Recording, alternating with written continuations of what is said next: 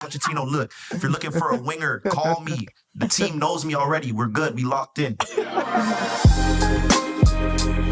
Ladies and gentlemen, Rahimovic in the building. Welcome to the Rondo, the only Rondo you want to get caught in the middle of. I'm here with my co-hosts, Tom Hendel, Corbin Mills. They wearing some fire jerseys today. Lads, take us through your kits real quick before we start. So you know what? This one's actually got quite a wholesome story to it. The thing is like when I came into this room, I was like, I'm automatically can at most be the second coolest person. Like hanging out with you, I'm just screwed. So this is actually a gift from a mate. And it was like a housewarming gift, and it's got like some charming folksy anecdote behind it, which I'll inevitably take 3 minutes to explain. But 2003-04 Liverpool away kit, cheeky. Didi Haman on the back. I like it. And I swear, I think football should bring back alcohol sponsors on the kits because the Carlsberg goes crazy. I never had a Carlsberg beer. Yeah. But when I used to watch Liverpool games with that, I'll be like 6 years old. I'll be like, yo, I'm trying to get a beer myself. You know what I'm saying? Betting sponsors out, beer sponsors back in. 100%. Let's make it happen. Corbin, take us through your kit real quick. I can't tell you the year, but I can tell you it's Ajax. I was in London in April, had to stop by Classic Football Shirts. It took me way too long to figure out which one I wanted to get, but settled on this. I had a lot of people asking me if I'm Dutch. I guess I got the look. When I wear this, it just completes the whole, I got blonde hair, blue eyes, all that whole stuff. I feel like you could pass for a lot of things. Dutch, German, Scottish. Like, what are you for real? White mystery. You know that Airheads flavor, the white mystery? Yeah, that's Go on now. You know, I came out with the Portland Timbers kit. Shout out to my brother Evander in Portland Timbers for blessing me with this kit. You know what I'm saying? Nice little retro throwback. Adidas really did their thing on these kits.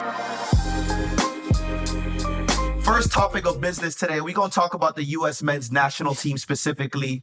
Mauricio Pochettino is rumored to be the new official head coach of the U.S. men's national team. Me personally, I'm going to miss Greg's back passes and Jordans and sipping beers with him after winning the CONCACAF Nations League for like the third or fourth time in a row. But I want to get your guys' initial thoughts real quick. So, you know what? Jurgen Klopp was supposed to be number one, yeah? And let's be honest, it was never going to happen. But as a number two, Mauricio Pochettino, nicely done. Like, the guy knows his stuff. He's a great tactician. He's kind of like funky and mysterious as well. He's got like a weird sort of interesting energy to him. And he did a great job for Tottenham. Let's not talk about Chelsea. Let's not talk about PSG because, you know, Chelsea and PSG. But he took Tottenham from a pretty average club to perennial Champions League, sort of Premier League contenders. Harry Kane, Heung-min Son, Dele Alli, name him. He's a class manager. They did their thing. What do you think, Corbin? Yeah, Klopp was never going to be the guy, but number two, he's the guy you want, just like you said. He's got the European pedigree. He's been in a Champions League final. He's been there in the big moments, and he's developed his players from good to great, and I feel like that's exactly what the U.S. needs now. I also think he's not going to take any shit from any of the players. He's going to make sure that they're on their stuff, they're doing what they need to do, and I feel like that's the vibe that the U.S. men's national team needs right now. From the outside looking in and, you know, being friends with a lot of players, one thing that I kind of saw from that second tenure of Greg Berhalter, I felt like a lot of players felt very comfortable just in their roles in the team. They knew certain guys knew they were going to start every game no matter what. You know, I felt like that. Ooh, am I not going to start this game or am I not going to, you know, perform? If I don't perform well in this game, will I play the next game? That fear factor just wasn't there anymore. I think, honestly, Pochettino will be a good hire. But do you guys think this is a good hire, as good as the U.S. women's national team with Emma Hayes? Not a single chance, bro. Like, Emma Hayes, 7 WSL titles, 6-time manager of the year, like, unbelievable, probably like arguably the best in the world. She has an OBE, which shouldn't exist anymore, by the way. OBE is like, brings up. I'll take an OBE. I'm not gonna lie. Rahimovic OBE sounds crazy. Dude, the white British guilt around OBE is just all sorts of. It's the E part of that acronym that's like, I don't know about that. No. But honestly, though, Emma Hayes probably the best manager in the world, or like up there. Poch is like second level of that. But I guess if it's relative, right? If you look at the list of the people you can get, then if Poch is up there, then sure, but nah, she's levels, mate.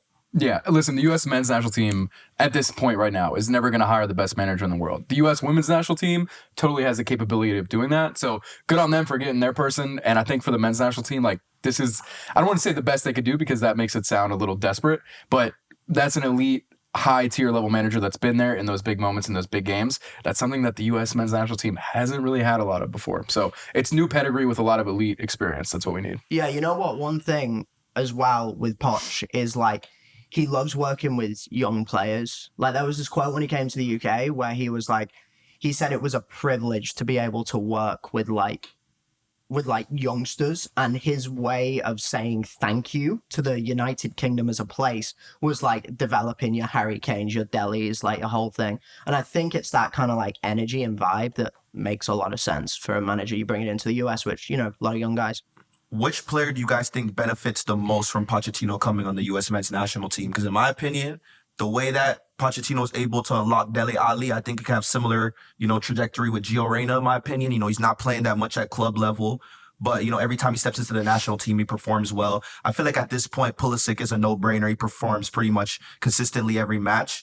But which player do you guys think benefits the most? When I look at this roster, I'm seeing everyone who's an attacking midfielder and above. I think he's going to turn those guys into dogs. I mean, you're looking at Tim Weah, you're looking at Josh Sargent, you're looking at the young striker pool. There's so much talent there, and they need a manager and a coach who's going to bring the best out of them. They got it, right? They got it. They just need to be able to take it to the next level, and that's something that you can't really do by yourself. You need that guidance. You need that support from someone who's been there, who's developed talent like that before. I think anyone on the wing, anybody in attacking mid, I think Gio Reyna is a great shout. He's going to be completely transformed, and then hopefully when he gets the national team stuff right, he can get his club situation figured out. I'm inevitably going to look like an idiot for saying this because he's going to flop and score 0 goals. But I like the Poch connection maybe with Balogun, because he took Kane, who was like obviously a sick finisher, but not really all that. You know what I mean? He wasn't the finish article, and he turned Kane into like this crazy mobile striker, scores a bunch, assists a bunch, levels. Like Balogun, not equal Kane. But I think like putting that guy in the right system with all the moving parts around him and just saying like, bro, when Gio gets the ball, you run, then yeah, I think he can unlock something there. And, you know, the US needs someone who can do the thing when they put the ball in the net. As we're kind of talking about the U.S. men's national team, one of the things that we've kind of seen is a lot of players coming out and saying they're very happy with the Pochettino hire. Tyler Adams has come out and said it should be a great hiring for the, you know, the U.S. men's national team. But one of my biggest pet peeves is that U.S. national team fans expect the players to be like, say the truth and be like, oh, like this isn't the right coach, or I don't agree with this, what the coach is saying. Obviously, they're going to always say the right thing in the media. And I think that's something that annoys me the most about, you know, a lot of the U.S. soccer fans. Like, you can't really expect the players to say what's really on their mind. Like, you expect them to not play? Speaking as a U.S. men's national team fan, it is a delusional fan base, for sure. If you go on USMNT Twitter, there are some crazy takes being thrown around, and that's one of them, right? Like, the guys are going to say the media-trained answers, because if they didn't, you'd be attacking them for whatever they said instead. Literally, what do you expect them to do? Not get called up because they said something? Like, bro, we've seen the situation that happened with Brooks. With the coach. So why would you even say anything that would affect you from getting called up? I mean, that's true. Like, what actually are you going to do? Just be like, yes, this manager is rubbish and I refuse to play for him? Like, no, because he's clearly a sick manager. And also, like, I mean, that's a good thing, though. Like, these lot, like, they clearly want to play for the national team. Do you know what I mean? Like, you get the sense that with some players for some countries, Ben White, they do not give a single shit about, like, playing for their country. National team. Yeah. But these lot are like, okay, yeah, we're into it. And, like, the top lads have just been like, yeah, be like this. And there's nothing wrong with maybe sucking up a bit. Like, we've all got to suck up. I suck up to producer Jack all the time. Listen, bro, if I'm going to get that playing time, I'm going to get that contract, bro. Hey, I hope he's sucking up to somebody. You know what I'm saying? Gaffer, I love that might sound kind of man. crazy on camera right now, but anyway.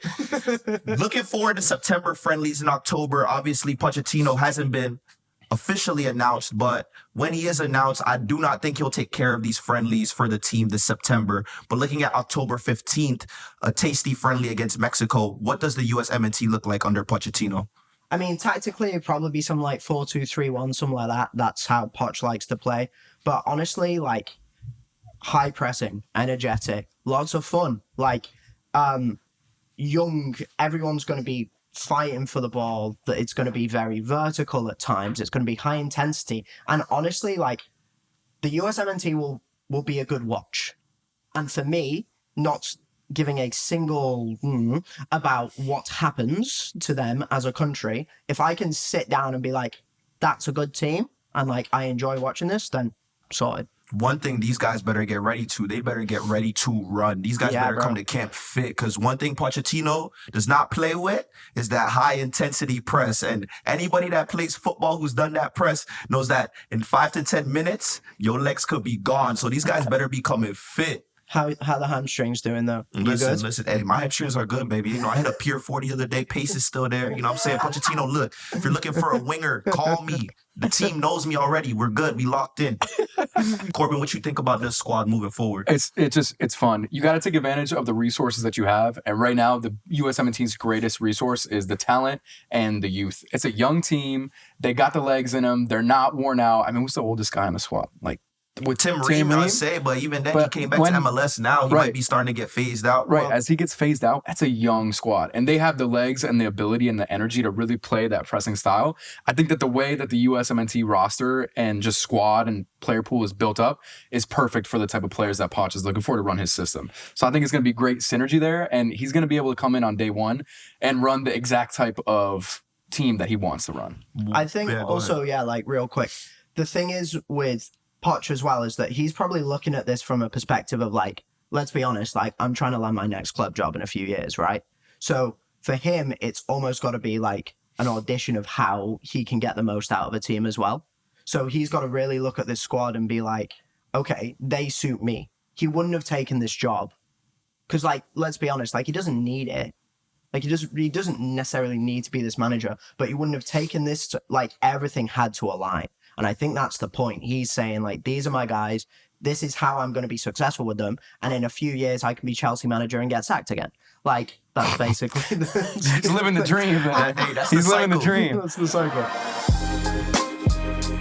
You know, obviously, some U.S. men's national team players been on the move this summer. Caleb Wiley going to Chelsea, on loan to Strasbourg. They're 46th player on the roster by now, whoever's counting. Gaga Solina got a move to League One. You know, Sargent, Tim Weah staying at Juventus. Weston McKennie signing a new deal at Juventus.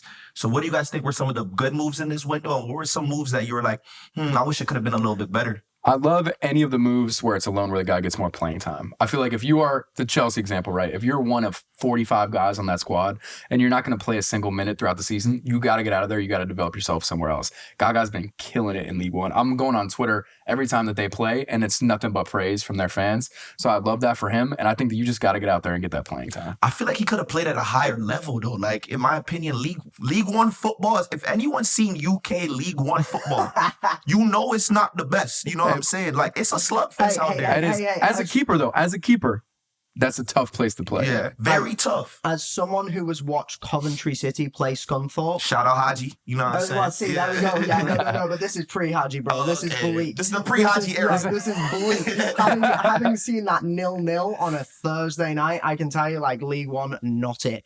But if you want to just go somewhere and play and get reps, then sure. Like, because, like, the goalkeeping pool, or, like, the goalkeeping spot is, like, open right now, isn't it? Like, but okay, Gaga, like maybe this isn't your level, but go play a bit. Same with Caleb Wiley, man. Like, go play for Chelsea's AAA affiliate in France. Like that works for him. So yeah, love a loan. The opposite though is Gio Reyna should have gotten a loan. For me, I think he's made a mistake. He's 21, right? He's still very, very good, but he needs to play football, dude. Like Dortmund. You know, Marco Reus is gone, so maybe there's more of an opportunity, but I'm not sure I buy it. I think he just needed to go somewhere, maybe, honestly, a little bit of a lower level, mid-table club rather than Champions League, but just try and play 38 games a season. That's probably what makes the difference, right? From a national team perspective as well. You're going to learn way more by playing at a lower level than you are sitting on the bench at a higher level. And actually, Corbin knows that, having been a D3 Rec League player. He knows that he can get more minutes at 7-a-side in that level than, you know, like ride the bench for a D1 team who's maybe... Hey, listen, playing time is key to development. I've ridden the bench at the D3 level too. I've done it all, man. I know it all. Listen, we also got to talk about, you know, Juventus. We got the little U.S. men's national team contingency there with Tim Weah and Weston McKennie. What do you guys think about both of them staying at the club? Obviously, there's a lot of rumors of Weston leaving this summer, both from MLS, potentially being involved in that Aston Villa deal with Douglas Luiz. Now he's staying, you know, and I don't even know where he's going to really even fit into the squad, because on one hand, a month ago, they're trying to force him out. Now he's getting a new contract and Thiago Motta thinks he's in his plan. So what do you guys think about that?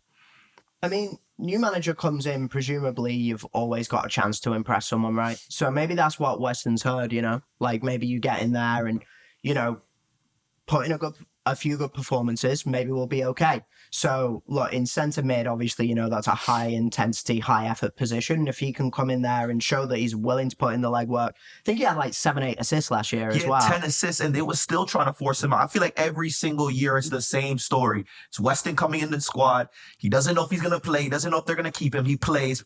5 or 6 games into the season, they're like, oh, shoot, we actually need him on the squad. Then the summer comes and they're trying to get rid of him. I feel like it's a consistent cycle, man. And it's really tough to play like that as a player to, you know, one day you don't have a parking lot, a spot for your car in the parking lot. Next thing you know, you're getting 10 assists. How do you manage those highs and lows? I don't even know. I feel like you got to go where you're wanted. I understand the new manager thing. You got to test it out and test the waters and see how you fit into the plans and how you fit into the squad. But to be honest, if they take away your parking spot, that is not a club that cares about you, man. No.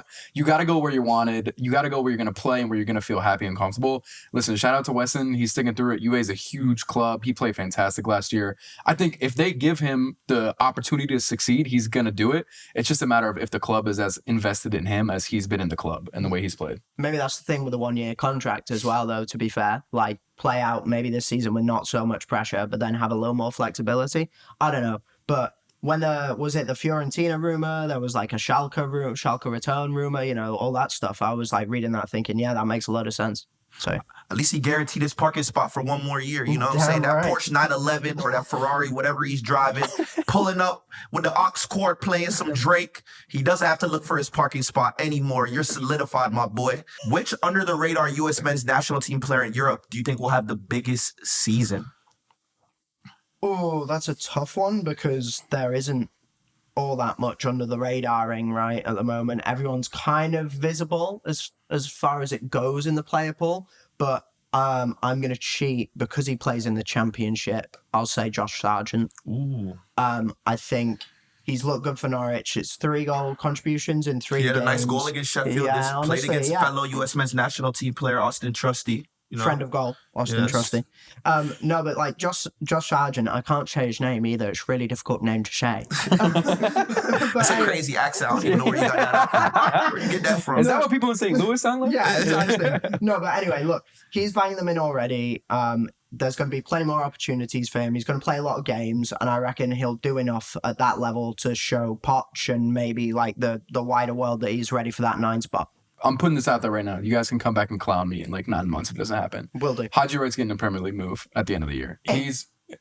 I like that. He's laughing already right now, but wait and see. He's had a killer start to the season. He's shown up in the big games. I think he's got a ton of talent, and I see this being a breakout season for him, seriously. And I think regardless of what happens to Coventry, if they go up like they were on the verge of maybe doing last season, I think he's making a move somewhere big. I'm going to be honest with you guys. I still think that number 9 spot is up for grabs for anybody. Real. For all these guys. I don't think any player, in my opinion, has come to the U.S. men's national team, took that number 9 spot and said, yo, I'm him. This is my spot. I'm going to get the goals every game. Yeah. That's going to be me. Balogun was obviously an amazing get. Don't get me wrong. Yeah. But he hasn't really showed me yet why he should be the number 9 over a Haji or even a Josh Sargent, in my opinion. I still think that competition is up for grabs 100%. Yeah, it's by committee right now, but there's an opportunity for one guy to come in and be that guy. You know that you're going to be the first name on the team sheet every time. We don't have that right now, but whenever that gets cemented. Speaking of some big moves and some big names, we got Marco Reus, Olivier Giroud making an impact in the league, Tim Ream going to Charlotte. What's your opinion on the growth of MLS? And obviously MLS, we've already seen this before. We've seen the old heads come to the league and do their thing, but what do you guys think about Giroud and Reus obviously coming to MLS and, you know, on their debuts, both scoring some goals too? Obviously, they're going to play fantastic. I think we've had some old heads, like you said, come over to MLS and be a little disappointing. Andre Pirlo. Yeah, we've seen that a little bit, but I think it really depends how bought in the player is, and it seems like those guys are really excited to be there. Now, they probably moved to MLS just because they wanted to live in LA instead of Riyadh. Fair enough. I think the next stage of growth for MLS is you're going to see the big name guys going to clubs that aren't in New York, LA, or Miami. But for what it is, those clubs are doing a great job of bringing in those legends from overseas. And I think that Giroud and Reus have a couple more years in them where they can make an impact. Obviously, we're seeing it game 1 for both of them. They're scoring, they're bagging goals. I don't think that's going to stop anytime soon. You know, that's the thing with Marco Reus as well. He was like asked in an interview about, you know, oh, you must be looking forward to going to like Santa Monica and all of that and whatever. And he was like, no, like the Galaxy have been for a few years. Like, I'm here to win. And comes on, first game, goal, assist, boom. Like, that's the kind of intensity. And he's a baller as well. And he kind of always has been. And it sucked that he never won anything, like, major with Dortmund. Injuries, man. Yeah, Injuries, man. honestly. Without injuries, I'm telling you, Marco Reus would be up there on the German national team. I would say top 5 center attacking mids for Germany if he didn't get hurt, in my opinion. It's a decent shout. I don't mind it. But anyway, no, yeah, I think Royce is going to be good there. And I think, honestly, my bold prediction is that he'll probably take the Galaxy to the championship this year. What I like about those moves now is, like, before, these DPs were expected to kind of just carry the team on their back. But let's be real, LA Galaxy's in first place. Before Royce got there, LAFC has made, 5 finals now. They've only won 1. Sorry, guys, 20% in a final is insane. You guys got to get improved. Columbus Crew has y'all by the neck, and I'm going to say that right now. But anyway, They do. I It's really, bad. really believe that this league has grown a lot to where these DPs don't have to come in and don't have to be the main guy. They don't have to play every game. Even Messi's been out for a while. Inter Miami's still performing. So these guys have teams where now, look, they don't have to be the main guy. They don't have to play every game, but the teams are still going to do well. I think that says a lot about the growth of the league. Yeah, that's true. That's true. And also, like, one other thing I'd say is that thing that maybe people haven't talked about is the San Diego franchise. They've got Chucky Lozano coming in next year as well. It's like there are these also kind of like statement signings that haven't quite maybe made the headlines, but they're like going to be relevant as well. So yeah, no, I'm liking the way the moves have gone, and I'm liking the way it's coming together. And you know what? 2 months of the season left. It's going to be a good watch. For sure, man. For sure, man. I'm looking forward to some MLS Cup final. I hope it's not in Columbus again. It was freezing cold last year, but it probably is going to be Columbus. Shout out to Wilfred Nancy. What you've been doing with that squad is immense. What a win. What a victory for them in the final of the Leagues Cup.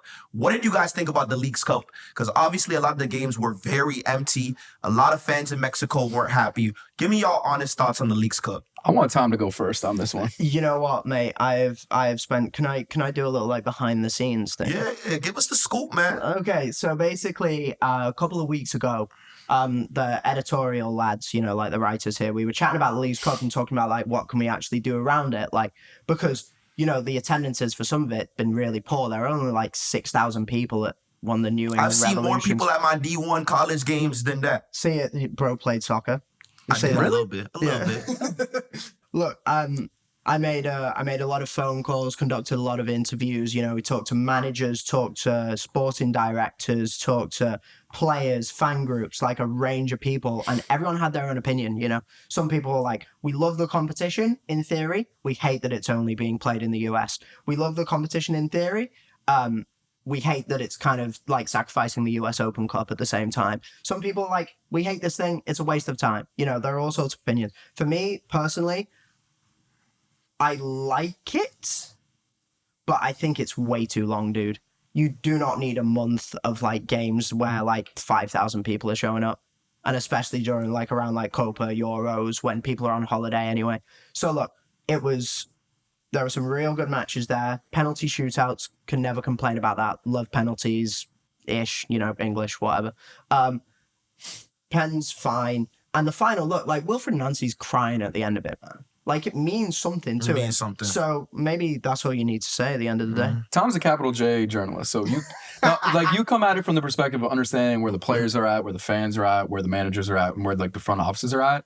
I can speak from the fan perspective, where I just found it kind of hard to care. I think a lot of that comes down to things that you mentioned, right? Playing in empty MLS stadiums does not add a lot to the watching experience. The product on field was fine, but I feel like a lot of the Liga MX clubs just didn't really care that much. And the MLS guys cared, and you could tell and you could see from Nancy crying after the win, right? But like if you watch those games where it's 5,000 people in an MLS stadium or less, and it's Liga MX team, and half their guys just wish that they were on vacation or wish that they were playing their normal Liga MX schedule. If that's the attitude that the Liga MX teams are bringing on the field, it's tough for me as a fan to care. I think as an idea, there's something here to this. Liga MX is a growing league. MLS is a growing league. It makes sense. There's a rivalry between U.S. soccer and Mexican soccer. Bringing the two together is a fantastic idea. I think you could just use a little more workshopping to really get it right. For me, the first thing, I understand why they're playing games in the U.S. There's more Mexican fans in the U.S. than there are American fans in Mexico. But I feel like you miss out on a lot of the on-field kind of broadcast socially product if they're playing in empty stadiums. One thing I would say though about like the Mexican fans, there are like 60,000 people in Levi's Stadium. Is it like San Jose for I think it's like the Quakes playing against like Chivas or something. Like some of the atmospheres were nuts for like the big Mexican teams, Club America, Tigres, Chivas. Like that's cool. Get that level of stuff, tap into the Mexican market, if you will, in the US, and you're chilling. But what do you do with the bits in between? So we're going to play a little segment we like to call here called Foul or Play On. We're going to take 3 Twitter or press conferences. Each of you guys get 30 seconds to either answer whether you want it to play on or you don't like it at all. You guys ready? Yeah, let's do it. All things considered, did the U.S. men's national team improve under Greg Berhalter? Foul or play on? Let's start off with you, Tom. Play on. Why? 30 seconds. 30 seconds, go. They were rubbish when he came in. It was a complete mess. He took a program that was kind of going nowhere, just lost to Trinidad. That was funny, by the way. But anyway, See these English. Just hating is in the blood. Wait, hold on. I'm taking away from his 30 seconds. We got to keep on going. Go ahead. He rebuilt it, brought in the kids, and they got better in terms of a team. Maybe the results weren't there, but honestly, overall, reset the program as he had to.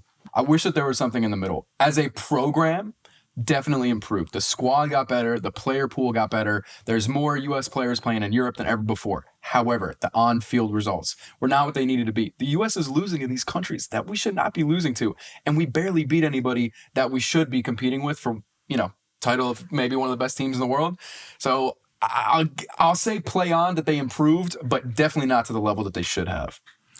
I'm going to say a foul, but for the federation more than Greg. And I'm going to tell you why. Go on. The first 2 years, I agree with Tom. The team got a lot better. The team improved. The results came. Consistently winning CONCACAF Nations League. Everything was fine. After the whole situation with Gio Reyna, which is, water under the bridge now, we should have started off with someone fresh right off of that. That should have been the time for us to be like, okay, we're going to get the person like Pochettino or someone to guide us. Yeah. Look, we all knew that Greg Berhalter historically has always had a ceiling of where he could take a team. It happened with him in Sweden, happened with him at Columbus Crew. We knew that after that 2-year gap, after that 2022 World Cup, we should have went in a direction that was a lot different than just rehiring the same person. So I think as much responsibility that people have put on Greg, you also got to put it on the federation. I think that's why they came back with a hire like Pochettino to kind of just, mend those wounds. Now the next one. Pochettino will take the U.S. men's national team to a World Cup semifinal when the World Cup's here in 2026. Play Foul on. or play on? Play on. I'm sorry, Tom, I'm taking it. Play on. I believe in these guys. No, but like seriously. Poch is a world-class manager. The talent is there. If it's not on home soil in 2026, I say absolutely no shot. But if those guys come to play, the support in 2026, it's going to be a monumental moment and year for the sport of soccer in the U.S. And I think that they have the tools to meet the occasion. I'm going to say play on. You guys will make fun of me in a couple years. Play on. Semifinals, let's make it happen. Semifinals loaded for Corbin. Sheesh, that's a big call. What you think about Do you know what? I kind of want to keep my job, so I should say play on if I want to, remain an employee of Gold US. But, for being a realist, it's got to be a foul, man. I just think, he's going to come in, he's going to make the program better. The US are going to get better under him. I just don't think they're at that level. And I don't think there's any shame in that either, bro. If you make it to a World Cup quarterfinal with, a pretty good team, all right. You've done a job. I'll take a quarterfinal, to be honest. I'll take that. Listen, there's always that one dark horse, though, in every World Cup. Morocco wasn't in the last World Cup. There's always that one country that makes the semifinal. Can it be the U.S.? Of course it can. They got the talent. You know what I'm saying? We got a high-profile coach now. But will it be them? Do they have the grit to go through these matches? Because you guys know the World Cup, it's not always about being the best team. Sometimes it's just about grinding it out, whether it's penalty kick shootout, whether it's going in extra time, getting those legs. Those games, they get to slugfest towards the end. Sometimes it's just a grind. Do I think they have it in them? I haven't seen them, have it, give it all out, everything left in the tank, just give it all out. I have not seen that yet, but can Poch unlock that? Maybe. Well, that's what he did with Tottenham, though, wasn't it? With Ajax or against Ajax and then against City as well. He did the tournament giant killing thing, lost to Liverpool, but whatever. But his whole flow was taking teams and having them just overperform that little bit. So, yeah, the piece, that element might just be that. I don't think semifinals is ridiculous. Realistically, will it happen? Probably not. Would I be shocked if they made it there in 2026? Yes. No. No, I like wouldn't that. be. Okay. Fair Corbin play. is coming with the positivity and the Come on, confidence in man. the USMNT. I like that. We gotta have some balance over here to the British, you know. Last but not least, despite the noise that Todd Boehly and Clear Lake Capital are leading Chelsea on the right path moving forward, do you guys believe that they are on the right path, foul or play on? And before we answer this question, run the clip. Again, I repeat again, I'm not working with 42 players. That is something that from outside, I'm working in this moment with 21 players. Today's session is with 20 players. Yesterday's session was with 21. So it's, but the other 15 or 20, they're training apart. And in USA, we had 26 or 27 players. So it's not, if they are Chelsea player, 42, 43, yes, for sure. But they are not working with me every day. I don't see them. So it's not a mess like looks from outside. So obviously you guys just seen that clip of the coach Maresca for Chelsea saying, listen, I'm not working with 45, 46 players like the news is saying. I only got 20, 21, but I low-key also got 21 on the other side of the field training on their own. No, But hey, that's- they're not on the squad. You know what I'm saying? It's not up to me. So obviously with Todd Boehly and Clear Lake signing all these new players, do you guys think Chelsea's headed in the right direction after the win versus Wolves this weekend? Well, they looked good against Wolves, didn't they? So, like, respect for that. I think, to be fair, if your job is, like, to make good teams sign good player, then yeah, sure. Like, bring the talent in. I think, ironically, they're probably headed in the right direction, but they haven't got the manager to do it. You need someone who's a bit more, like, of a manager rather than a head coach, you know? Like, someone who's going to take ownership and be like, this is my team. This is how I'm doing this. Thanks for the players, mate, but this is how I'm going to come together. That's an organizational thing, and I don't think it's quite there. But look, more players, new players, good players, sure. Just the structure's got to align as well. Yeah, a lot of fans like hope and pray that one day they'll have an owner of their club who's willing to splash the cash that Chelsea has and is willing to spend. So for them, I give them credit. I also want to give them a shout out for Todd Boehly going over there and setting up like a minor league baseball farm system. That is the most American thing that he could do as owner of that club. And I can't wait to see who gets loaned out to like the Ipswich Iron Pigs in AA, because them having 40 whatever players on the roster is ridiculous, but they've clearly shown a willingness to invest to make the squad better. Eventually, one of the 100 million players that they buy is gonna be the guy that's gonna get them over the line. So it's really fun to make fun of and it's really fun to joke about, but I think that they have the tools to head in the right direction. So I'll say yes, sure. Honestly, it'd be crazy if this works out. If all these signings lead up to somehow, we got Esteval, Nicholas Jackson, and Pedro Neto all just bagging in the next 2 or 3 years with Joao Felix. Listen, they got so many players that, like, I'm just naming off the top, but do I think Chelsea could get it done? Do I really think this whole thing is going to work? It's one of those ones where I don't even know if it's foul or play on. I think it's just time will tell. Yeah, Yeah. it's not a 1-year project. What they're doing right now is 2 or 3 years down the road. We'll see how the squad turns out. But, like, they're building a little bit of a base to go off of. I can see them also getting rid of 20 players in January. Over here at Goal, we're obviously working on some dope, amazing things. We want to be the leading soccer content platform out here. And I think every single day we're doing something different than a lot of these platforms are doing. But I want you guys to take me through what you guys have been working on, what the fans could, see from you guys moving forward. Obviously, this is the first episode of the Rondo. It's going to be the squad moving forward. We're going to have some additional ads, but it's good to, have these faces that you guys see every week. So what you got coming up in store for us, Tom? Well, I mean, like, couple things real quick. I mean, and we ran through the Leagues Cup thing a little bit, but actually just now I think my full reported article dropped, like, during filming, which is kind of crazy. Drop during the Rondo is kind of crazy. Oh, honestly, dude. But anyway, that's a bit of a longer read. There's a bit of, like, behind the scenes kind of stuff going on with that. So it'd be great if, people want to tap into that. But you know what? One of the things I've been working on has a bit to do with you, looking into football and fashion and how a lot of teams around Europe market their kits to American fans, and Raheem, being the cool bloke he is. Listen, I'm not dressed cool today. You know, I just came with a little fit with the shorts, but I put that ish on. Raheemovich _. I'm telling you, we got some fits on there. But today I'm on my chill vibes. You know what I'm saying? But Okay, yeah. well, chill vibes notwithstanding, Raheem's been involved in all this football and fashion stuff, and he's connected with the guys at Juve, Milan, kind of all over the place. And I've been interviewing some of those dudes and talking about how they put their shirts together and like do their marketing campaigns, and hopefully this will be this like written and visual project which will come together in the next few weeks. So go ahead, Corbin. Tell us what you got in store for the viewers and for the fans of Goal. Man, You know? I actually want to give a shout out to the Goal Global team for some great stuff they've been doing the past couple weeks. The PFA Awards were in the UK. Ooh, I seen that. We got a last week. 9-year-old. And yeah, there was a lot of fun stuff that happened. We brought our usual guys, our great hosts. We brought a kid host on the mic, which is really funny, a kid doing some interviews. And I feel like what a lot of people come to Goal for social content is stuff that they don't see anywhere else.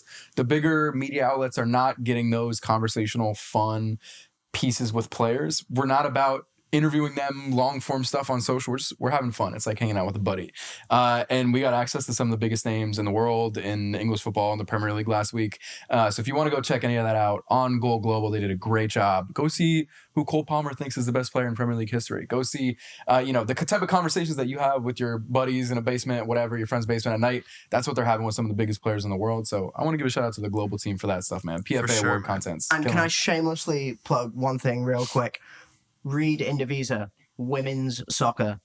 More women in soccer. Celia Balfe, our US Indivisa content lead, put together a crazy Megan Rapinoe piece this weekend, and it's amazing. So read that. And she'll be on next week, and she knows way more about soccer than I do, so it's all good. But anyway, Raheem, talk to me. Man, first of all, shout out Indivisa. Shout out the U.S. Women's National Team, Triple Espresso. I love seeing y'all. Trinity Rodman, Sophia Smith, Mallory Swanson, y'all putting on. Would love to see that. But we got some good things in the mix, man, for Goal USA. When we talk about, our global team, bringing Cole Palmer, Erling Haaland. In order to have a future and a present, you must have a past. And we did that with Andy Cole. Andy Cole interview. Shout out to my Jamaican uncle. 187 goals in the Premier League with only one penalty kick taken. That's what you call a real legend. That interview is out today, now. Make sure y'all watch that. We also have Serginho Dest coming on tomorrow. He's coming back from his ACL injury. I'm looking forward to seeing more elasticos and you doing 1v1 dribbles. We need that on the U.S. men's national team. So a swift recovery, brother, and we're looking forward to having you on the show. Last but not least, Ted Lasso. Looks like a season 4 is on the cards. We have a special guest coming up this week, a Mr. Danny Rojas. Football is life. So make sure you guys tap in with that. And this is the first episode of the Rondo, man. The only Rondo that you want to get caught in the middle of. But I'm Raheemovich signing out. Tom Hindle, Corbin Mills, we out.